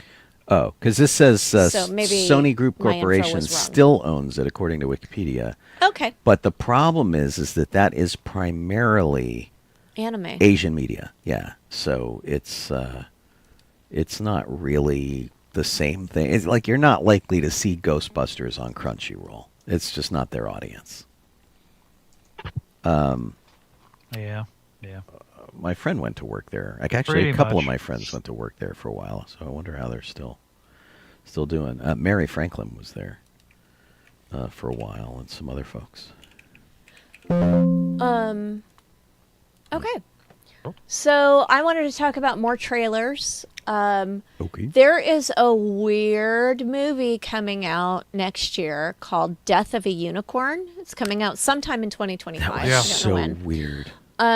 The tagline is "Poke around and find out," and it's kind of like a horror movie, but like also sort of looks Glass Onion-y. Well, and when Yeah, Colleen says it's sort of a horror movie, it is it's from A24, which is almost always a horror movie. So Jenna Ortega and her dad, Paul Rudd, are driving to go to some rich people's house, it looks like, in the trailer. And they hit a unicorn with their car by mistake. And so they shove the thing in the... I don't know how they picked it up, but they shove it in the back of this station wagon or SUV or whatever they're driving. And they get to the rich people's house, and it's Tia Leone and Richard Grant. And they start like discovering that the unicorn can heal cancer. And then another unicorn comes to avenge the death of this one. And it's really, really scary. Yeah. So, it is. Yeah, it's a comedy and horror film. Right. So it's actually more comedy than a horror. But yes. It must be about the last thing Richard Grant did. Oh, I didn't remember that he had passed away. Yeah. Oh. He did, right? Didn't he pass away? I don't know. I don't know. I didn't think so, but Let me take maybe a look. I'm I wrong. for sure. He is still alive. Now you have to apologize to him. Yeah, he's around still. Oh, okay. I am sorry. I thought he passed away. Yeah. But good. Well, great. I'm glad he's still there. At any rate, I will see this movie because it looks more funny than scary. Yeah. Yeah, it's definitely weird Cool. though. But the cast is great. I mean, how scary is a movie with Paul Rudd going to be? I mean, It's true. you know, It'll be about as scary as like Frozen Empire scary. That's right? how And scary you know, it'll be. Jenna Ortega, I feel like it's going to be scary like Poltergeist or like Gremlins. Gremlins or Cabin in the Woods. You know, like Yeah. it's scary, but it's Maybe. not that bad. Well, and Cabin in the Woods was Yeah, pretty smidgen. great. So Yeah. Who's next? Sean. Yeah. okay. Okay. Let's see. What do I want to? Oh, I know what I was going to talk about. Except I have to find my little page over here. Tom Cruise has been honored with naval honors. So back in the 1980s, when I was in high school in 1985, nobody wanted to be a Navy pilot. It was not a thing. People weren't like, oh my God, I want to fly for the Navy. Because they asked me if I wanted to do it when I was looking at enlisting. And I'm like, well, my eyes are too bad. And they're like, that's too bad because we need pilots. And nobody wants to be a pilot. And you're the right size and your test scores were great. And it was really, really cool. So I'm like, man, sorry to miss out on that. And then Top Gun comes out with Tom Cruise. And then everybody wants to be a Navy pilot. And honestly, Tom Cruise has been like the best torch carrier for the Navy with both the Top Gun films and other stuff. And so he got an award on Tuesday for outstanding contributions to the Navy and the Marine Corps with Top Gun and other films cited. And it was the Distinguished Public Service Award. And so he got it from U.S. Secretary of the Navy Carlos del Toro in a ceremony in London. And he's got a medal and a certificate. It's not quite as good as a knighthood, but, not too bad. It's a little hard to be a knight in the United States. In the United States, right. Well, Yeah. Give it time. I'm sure they'll fix that. Right. Once we have a king, it'll be great. Oh, just stop. Jeff. Okay. Actually, and I'm not sure what all I could say about this. I mean, I can because it's based. The thing I'm talking about is based on something that I guess they had been someone had been working on for like these are shorts, like short films or something. But It's The Electric State, which we have a trailer for, with Chris Pratt and Millie Bobby Brown, Stanley Tucci, by the Russo brothers. And it's not a comedy, but it looks really good because I've seen some of the earlier little short films and stuff that people had made, and it's like these old giant robots wandering through this desolate whatever. It's like retro giant robots or something. Kind of weird. It kind of looked like Escape from New York with robots to me from the trailer. I mean, but I'll watch it. It's coming on Netflix on March 14th, and Yeah. I'll definitely watch it. yeah, it looks fun. Yeah. Very, it's like much like well, I've now forgotten the name of the show, but the much like the show that they made of the game on Prime, it has a similar kind of a feel, like a retro future film. I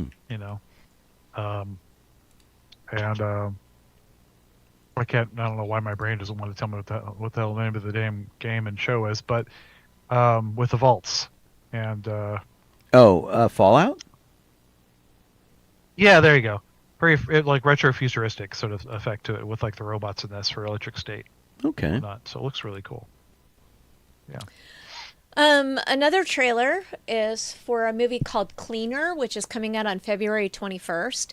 And it's got Daisy Ridley as a window cleaner, the kind that actually is outside on a skyscraper, cleaning the windows on one of those little platforms. Scaffolding, yeah.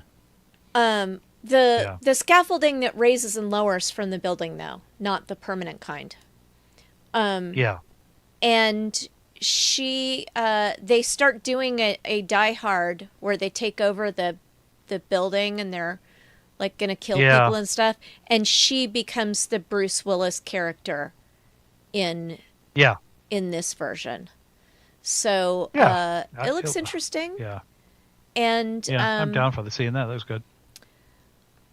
It's got Clive Owen, I think, as the bad guy. And then there is a woman who I could have sworn was the woman from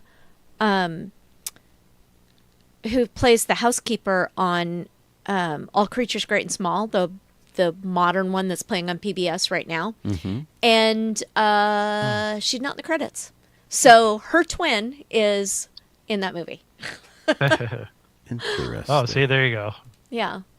And I couldn't figure out, in looking at IMDb, I couldn't actually figure out who it was that was playing that part that looks so similar to her. So it'll be interesting to figure that out. I'm not sure that I would go to a theater to see this. I guess, if it started getting really good reviews after the first week, I would probably go. Or if I just didn't have anything else to do, maybe. But we're usually pretty busy, so we're careful when we pick our movies. Sean? Yeah. We did have a couple of RIPs this week, but I cannot get at them right now because... Oh, there weren't any in the document. No, they're over on our sci-fi.radio news page. And I cannot get our page to load again. Oh, no. I hope the stream is still going. Whatever is happening, it's really a drag. So, weird. What a bummer. What I can talk about is kind of a charming little video that was released by Ryan Reynolds. Deadpool and Kidpool are working with a charity called Sick Kids in Canada. And so there's a little video of them going, we're going to help these kids. It's going to be awesome. And they summon Lynda Carter, which is kind of awesome, like present day Lynda Carter, who was just an absolute doll. Yeah. And they encourage her to do her little costume spin change, which doesn't quite work out the way they expected it was going to. Yeah. But the upshot of this very cute video is that Blake Lively and Ryan Reynolds are going to match personally any donation you make to this Sick Kids Canada Canadian charity. So that's pretty cool. So if you do $10, they'll do $10 in your name and whatnot. Nice. And it's nice to see a celebrity put their money where their mouth is and back something. So I'm very impressed with them. And of course, you can go look up the video. Nice. It's super cute anyway. And anything Lynda Carter wants to get involved in, I'm behind. She's just still the best, absolutely the best human being. So Nice. Jeff? I will mine one more time the trailer pile, and there's a movie coming to Apple TV, which really, honestly, probably should have been thrown in the theaters by the way it looks. But it's a movie called The Gorge, and it's Anya Taylor-Joy. Sigourney Weaver's actually in it, but she's not one of the top line of the characters, but she's in it. And Miles Teller. And it's these two people that are, I'm guessing they're like sharpshooter assassins or something for the government, and they're sent to stand at the state. One person is in one tower that's on one side of a gorge, the other person's in the other tower on the other side of the gorge, and their job is to keep whatever's in the gorge in there. Because it's apparently in the trailer it's supposed to be a gateway to hell, and there's demons and large creatures trying to climb out, and the two of them aren't supposed to talk to each other or converse or communicate at all. So they obviously it's a romance, so they it's a romance story too, because they talk back and forth to each other, and Nice. But it looks good. Looks good. Very sci-fi horror-ish, but probably a little more to it than that. It says action, drama, romance is what it says, but yeah, it is horror too. Wow. In a way. Yeah, big monsters. Good to know that Alexa is still playing us on sci-fi.radio, so according to Laura. Oh, right. Yeah. So, yay. That was Haley Atwell is coming back for Avengers Doomsday in 2026, along with Chris Evans and Robert Downey Jr. So that's cool. Yeah. I'm a fan of Haley Atwell. Yeah, I'm in. That's cool. Yeah. Me too. Sean?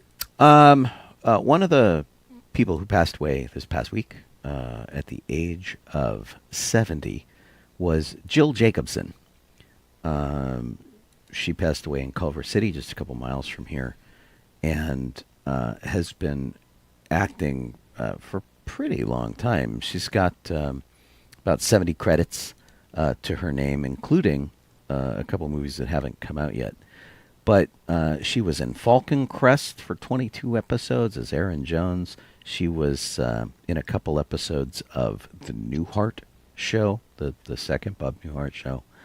And she was in Star Trek, The Next Generation, amongst a whole bunch of other stuff. Colleen and I are watching Castle right now, so we'll have to keep an eye out for her there. We're simultaneously watching Castle and Moonlighting. Right, that's true. Which is we're getting our fill for detective couples, which is funny. But Deep Space Nine and Star Trek: The Next Generation. She was in the Uncle Buck TV series.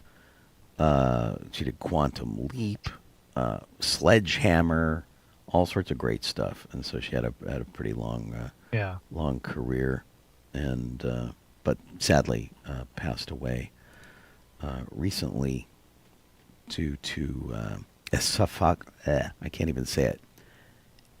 Esophageal cancer.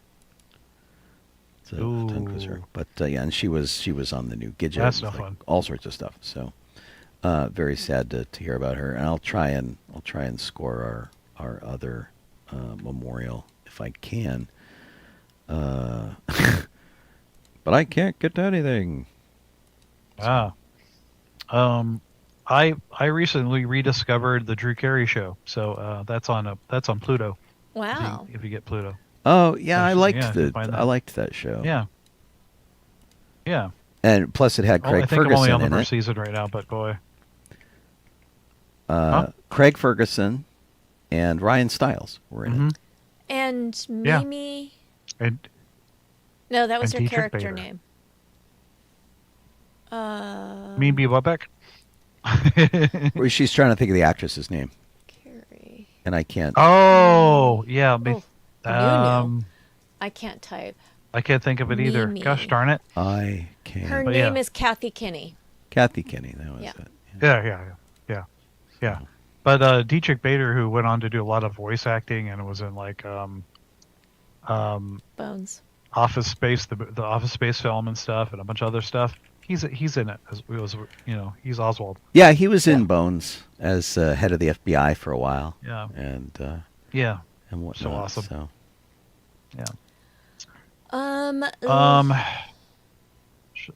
Should I do the speed roundy thing? Yeah, go ahead. Yeah. Okay.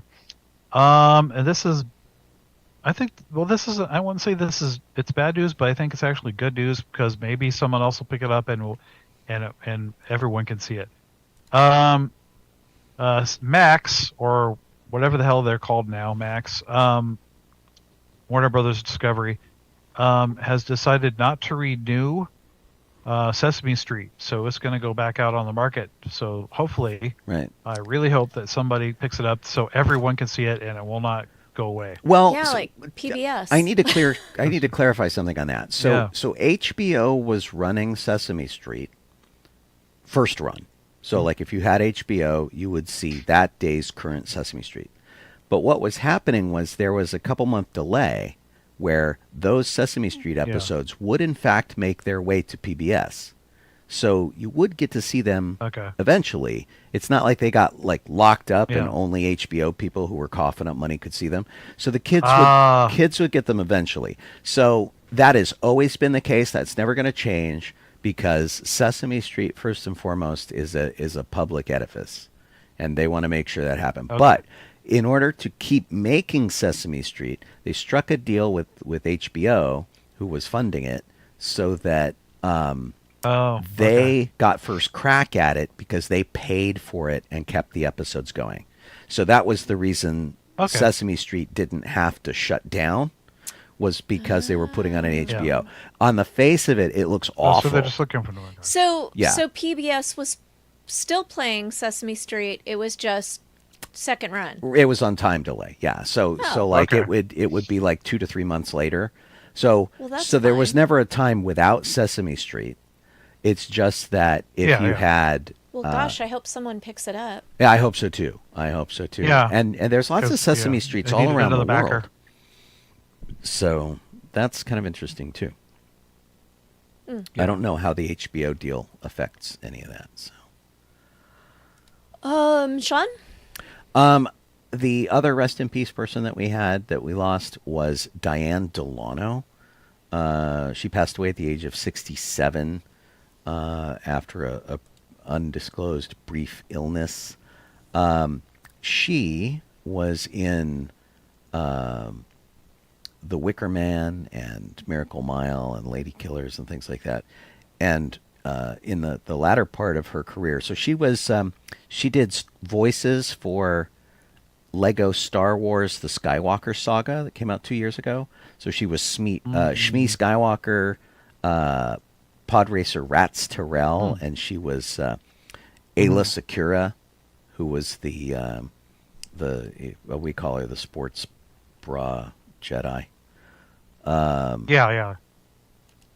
And she was doing all sorts of TV shows and whatnot. She was in Young Justice, Lego DC Supervillains. She was like Big Barda and Granny Goodness.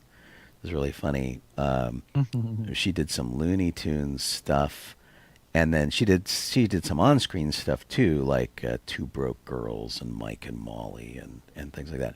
And her career goes way, way, way back to Saint Elsewhere, the doctor show Saint Elsewhere, and Scarecrow and Mrs. King and L.A. Law. She was in 6 episodes of L.A. Law as somebody's girlfriend. I think she was Alan Rachin's girlfriend in that. And stuff, and Doogie Howser, and so like if you grew up in the 80s, you saw her all over the place. So anyway, kind of sad to hear of her passing here in Sherman Oaks. Do you guys want to laugh at an internet comment? Sure. Don't make Superman woke. Too late. We'll go back to like 1930 and make him unwoke because well no, you have to do the alternate reality Superman where he lands in Nazi Germany. Right. Then he will be very unwoke. Right. Yeah. He's an The illegal Russian alien version, you who know. writes for the press and fights an evil billionaire. Right. So he's the opposite. Jeff, speed round. Oh boy. Blah. Let's see here. So let's see here. There we go. Okay. So they finally a character I was waiting for them to finally bring into the MCU, and they've been like teasing sort of because in like Guardians of the Galaxy you got to see where the character came from, or the mentor of the character came from, or whatever. But so they are finally going to be making Nova, a series for Disney Plus, and they got a showrunner for it. Let's see, it's Brad Winderbaum. Yeah. Really early development is all. They don't have really much other news there, but it says at least they have a showrunner. So Cool. yeah, that's good. I'm just like, it's because they've had Nova Prime and Nova Corps, and then the John C. Reilly, his character is the one in the comics anyway that gives the Nova power to the the character in the I can't remember the name of the damn character in it, but in the thing gives the kid Richard Rider. I'm sorry, gives Richard Rider the Nova power, whatever. Cool. So hopefully they'll get around to something about that this time. Are you guys interested in a Christmas quiz? Sure. Fail, yes. I don't know that we'll do very well, but okay. All right. This is the Christmas quiz that I used on my coworkers last night for our holiday party. Oh no. Number 1, Oh, what is the no. name of the Grinch's loyal dog? Max. Correct. Max. Number 2, what does George promise to give Mary at the beginning of It's a Wonderful Life? At the beginning? The moon? Sorry, when they are teenagers. The moon. The moon, correct. Okay. Yeah. Number Yeah. 3, what does Susan Walker tell Kris Kringle is the thing that she wants more than anything in the world in A Miracle on 34th Street? What does she want for Christmas? A house. A house. The house. Correct. Here's a tough one. What is the name of the evil magician in Frosty the Snowman? I want to say his shoot. name is Max too, but I don't think that's right. Somebody in last night said it was Snidely Whiplash, It which is I was not like, Snidely that's Whiplash. pretty close though. Well, yeah. It's Professor. Very similar look to them, yes. Yeah, it's Professor Hinkle is his name. Professor Hinkle. Yeah, Oh, yeah. okay. I could not remember that for the life of me. Yeah, that's not going to happen. Yeah. In the movie Elf, when Buddy runs away from his birth family, so not leaving the North Pole, but when he runs away from his birth family, Who lives in Spook Central, by the way. who lives in Spook Central, what does he apologize for in the note he leaves behind? This one's hard too. Eating all the syrup. No. You have a guess, Jeff? Because I just watched it the other day, and he's writing the note on a Etch a Sketch. Right. He apologizes for the lingerie. No. You give up? I'm not the right word. I don't know what he's. It's like ruining Christmas. Isn't really what it is, but Ruining their lives yeah. and cramming 11 cookies in the VCR. Oh, Yeah. okay. So Jeff gets that one. Knew it was something with food. Yeah. Yeah. Yeah. What is the name of the movie Kevin uses to deceive the pizza boy and a pair of cat burglars in Home Alone? Dang it! I just know what he said. Calls them filthy with animals. Dirty. It's not angels with dirty faces, but it's something like that. It's Very close. right. And that's the same thing people said yesterday. Angels Yeah. with Another word for dirty. right. Filthy, Yes. like filth. Yeah, filthy filthy animals. animal. I remember Yeah. the quote, but Angels with filthy. souls. I don't Yes. know. Souls. Angels with filthy souls. There we go. Good There you job. go. What God. book does Angel Clarence have with him when he comes to help George in It's a Wonderful Life? Tom Sawyer. Tom Sawyer. Good job. In A Christmas Story, about how many smelly hound dogs does Ralphie say his neighbors the Bumpus is own? Any guess. I will take any guess. Oh, Seven. man. Whoever comes closest. Jeff, what is your guess? There is a 7 in the number, but it's not 7. No. 17. 17.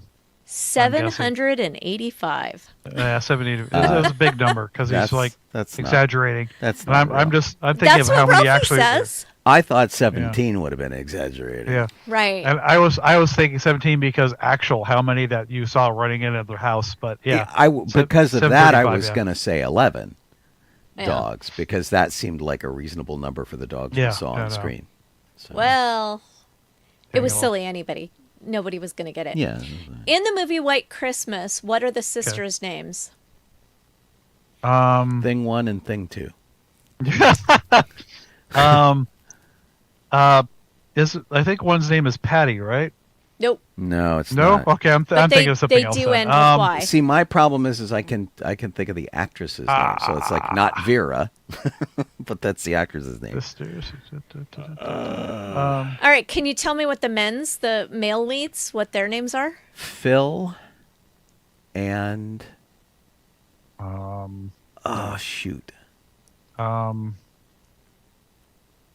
Okay. Well, I feel better. You don't know the character names at all. Phil Yeah. Phil I is. meant, I like think. I know who they played them. Right. It's Can't think of Betty their and Judy names. are the answers. Betty and Judy. Yeah. That's If And Sparrow it's, Sparrow was listening, Sparrow would be yelling at me right now. That's Sure. what happened. Wallace Sparrow and was Davis, listening. I think, are the men's names. That's their last names. last names. Yeah. Yeah. Well, I would have taken the Haynes sisters too for the. Oh, Yeah. yeah. In Home Alone, where does Kevin's family go for Christmas? Paris. Paris, France. Yeah.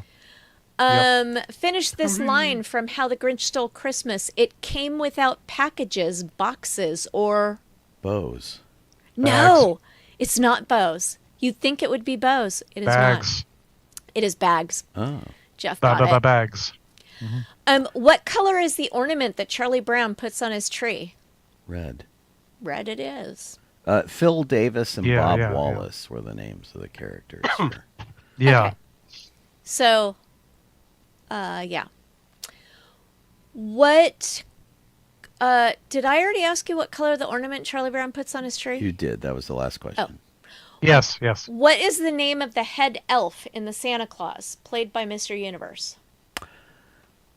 Bernard. It was Bernard. Yeah. Yes, Bernard. Yeah. Bernard. What is the name of the doe that Rudolph likes in Rudolph the Red-Nosed Reindeer? Rudolph's girlfriend. Clarice. is named Clarice. Clarice. In what movie? I like your black nose, Clarice. In what movie is Turbo Man the hot Christmas toy? Jingle all the way. No way. Why didn't Charlie Brown like Christmas? He never gets cards. Oh,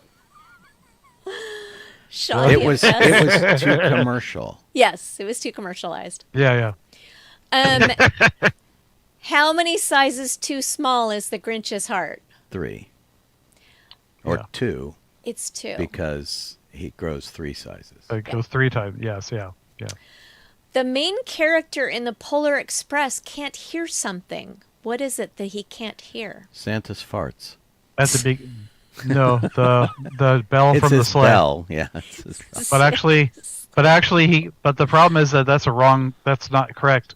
The main character in it, but I mean, it is correct. But if you He see the loses movie, and the this is not a ability spoiler, to hear it. he does hear it forever. Yeah, he hears it forever afterwards, but not at first. He gets it back, but he Oh, in loses the it. story, he loses the ability to hear it.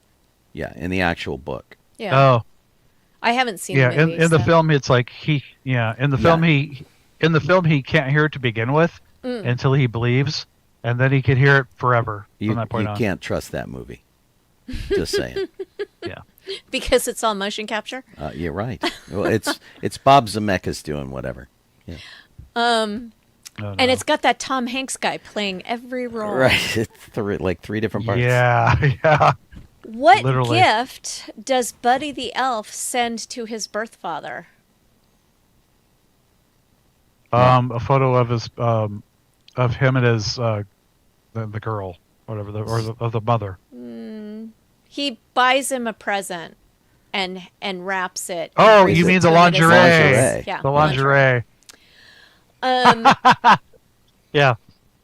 In the movie Noel, how is Noel related to Okay. Santa Claus? His daughter. Yep. And finally, what Christmas song does Buddy sing with Jovi in the shower? Baby, it's cold outside. Really can stay. Yep. It's cold outside. Away. Bing, bing, bing. You guys did really well. You only missed like 2 of them. Yay! Not too bad. Hooray! Not a total fail. Missing 2 is a total fail? It wasn't You a have an total fail. Odd definition of total fail. Yeah. Sean, you have another speed round I item? do. So if you've been listening to the show for a long time, because we've been doing the show for a long time, in the early days of the show, Yeah, figures. we would all collect over here, and we would walk down the street, and we would go to Kentucky Fried Taco Chicken Bell.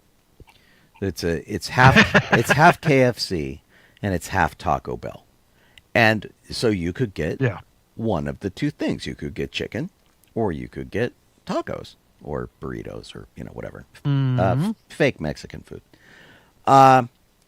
So now it's getting even muddier because Taco Bell is going to have crispy chicken nuggets that they're selling. They are trying to rewrite the nugget rules and making them especially crunchy, especially spicy, and then a whole bunch of dipping sauces. And so, Well, and the dipping sauces are all Yeah. spicy. right. So, like, they've got Taco Bell sauce, they've got Fire Ranch sauce, and they've got jalapeno honey mustard sauce. Right, and they made a deal with Hidden Valley, so they're produced by Hidden Valley. The sauces are. They came out today. We could have gone and got those today, and reported on them if we want. But there's a Hidden Valley Ranch sauce, but it's Fire Ranch, which is like what? And honey mustard is jalapeno honey Isn't mustard. Fire Ranch what happens when That's what the was in- Santa Ana winds? Yeah, it was in kick up Malibu. and- So wasn't that Fire Yeah. Ranch? We were just talking about. Somebody throws a lit cigarette out a window. Right. So apparently they did very well with nacho dear. fries, which I guess were fries dipped in cheese. And so they wanted to do something else. Yeah, that yeah, was yeah. equally confusing. Yeah. So I just had the nacho fries last night. so there you go. $3.99 for a 10-piece order with 2 dipping sauces. Actually $6.99 for a 10-piece order. It's $3.99 for a 5-piece order. Yeah. So they're undercutting you by 1 for McDonald's. But And if you order it for delivery, you can get a free drink for the first week. well, you can. There's a combo offer that gives you nacho fries and a fountain drink for a 5-piece combo at $6. So you can, if you really want to go nuts, you can have both of those things: the nacho fries and the chicken. So I don't know. I mean, I like KFC a lot. I don't know that I need Taco Bell to have, and of course they're owned by KFC and Taco Bell are owned by the same thing, along with Pizza Hut. And looking at these, they look like KFC nuggets that are like double fried or something. They don't. Yeah, they look like they're double fried, and they look like they've got some sort of something in the batter. The breading looks about the same though to me as the Strips. Yeah. Yeah. Yeah. So. So we've got about 4 minutes left in the show, and next week is Christmas. What does everybody have on tap? Apparently, Jeff only knows the day before what he's going to be doing. Are you working on Christmas, Jeff? I'll be working, but huh? Are you working on Christmas? What did you say? Are you working on Christmas? I said yes. Okay. Did you hear? Okay, you got me. I heard you that time. So is that like a mandatory I really thing? hate you. Everybody's working on Christmas? I mean, unless you got the seniority. But yeah, most people are. Yeah. Are you working on Christmas Eve as well? I think so. I'll have to look at my schedule, but I'm pretty sure I am working Christmas Day. I don't know if I'm working on the 26th, though. I have to check. My nephew's working on Christmas. He's a volunteer firefighter. Oh, wow. Don says that he's at Kentucky Fried Taco Chicken Bell tonight. Oh, wow. But he bought a family so there bucket you that go. will last through the weekend. That's funny. Yeah. So Sean and I are going to a couple of parties. We've got a party on Saturday. Oh, wow. And a party on Tuesday, which is Christmas Eve.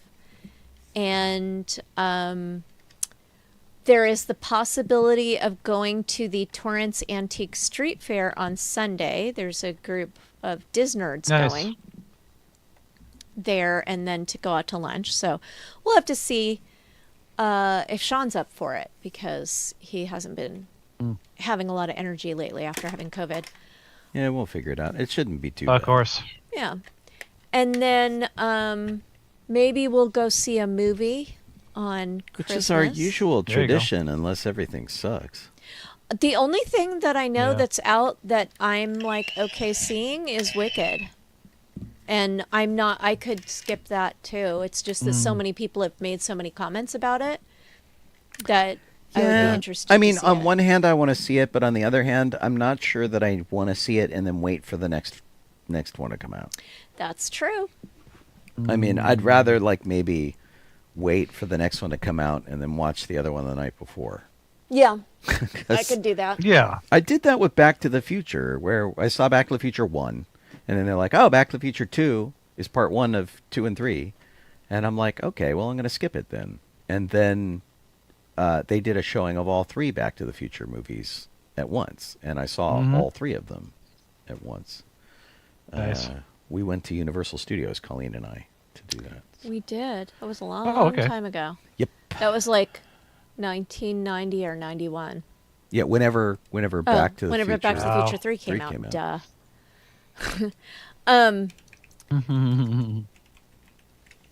So there's a dance on the 26th for Boxing Day, but that's also the next episode of Docking Bay 94. So next week I will either be at a dance or I will be here on Docking Bay 94. Doing the show, right?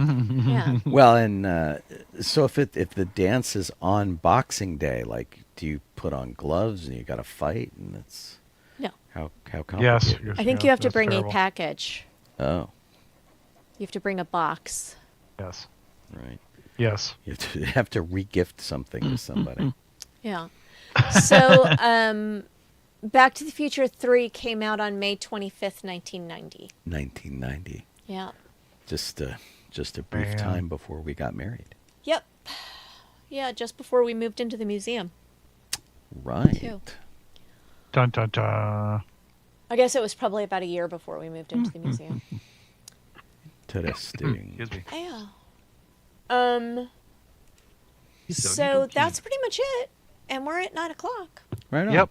Well, if you were able to finally listen to us over at sci-fi.radio, which I think I'm still having trouble accessing. It's a real bummer. So. I managed to it timed out on me, and then I reloaded and it loaded right away. I was trying to get at our memorial stuff, and I've just been having absolutely horrifying I things. don't know what's And going on. what's really funny, looking over at our server page, the last thing it lists on the page is a song that I played at 11 o'clock this morning. So But it is playing. I can click on it and it's playing over there. So that's fine. It's it loaded really right away for me just now. good. So anyway, if you've been tuned in over there, thank you. If you've been watching us on Facebook or YouTube or Twitch or whatever, thanks for that too. I hope you have a tremendous week. Have a really, really good Christmas. Happy Christmas to everybody. And I hope that you get your heart's desire. Happy holidays. Not necessarily things, like if you get to spend it with the people that you want to spend it with and that kind of thing. It's just, an uneventful, nice, relaxing day in the spirit of the holiday. Well. So, fingers crossed for that. And then thanks to Kit for all the work that she puts into the show. We're always very grateful for what she does for that. And in the meantime, the rest of us will see all y'all later on. I'm Colleen Kaylee Crosby. Yeah. Jess Donoho. I am Sean Obi-Shawn Crosby. As always, may the force be May with the you. force be with you. Let's see here. Bye, radio people. Sign off over there. Bye. And Good night. you people on the TV, I'm going to do the credits. Although, you know what I'm not going to do this week? Leave the feed on for 3 hours. That's what I did last week. It's like I left, I went and had something to eat, talked with Colleen, worked on a project, did a bunch of stuff, and then came back and went to get ready for bed, and I'm like, the feed is still running on the credits page. Always exciting. Oh, dear. Merry Christmas, everybody, and we'll see you guys next week. Bye. Bye-bye.